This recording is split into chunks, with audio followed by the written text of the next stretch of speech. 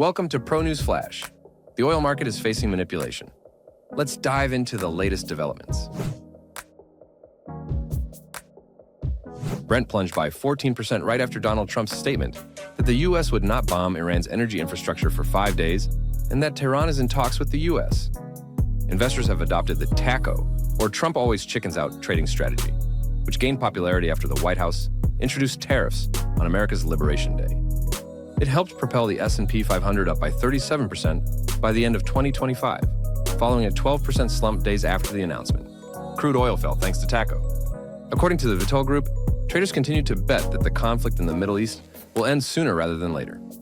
At the same time, every additional week of the Strait of Hormuz blockade deprives the black gold market of 70 million barrels.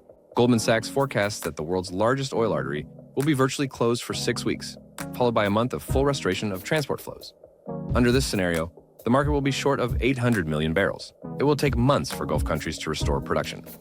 Even assuming a relatively swift end to the conflict, Societe Generale and ANZ Research predict that Brent will not return to pre-war levels of $65 to $70 until at least the end of this year. Macquarie expects that if this does not happen, Brent crude will soar to $150 per barrel. Meanwhile, Saudi Arabia is considering joining the U.S.-Israeli coalition, which would mark a significant escalation of the geopolitical conflict. Iran denies negotiations with the U.S. are taking place. Tehran believes that the White House is manipulating the oil market in this way.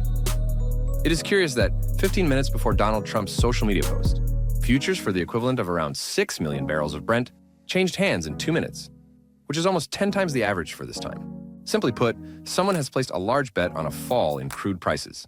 Stay tuned to Pro News for further updates on events unfolding in the financial markets. Like, share, and subscribe.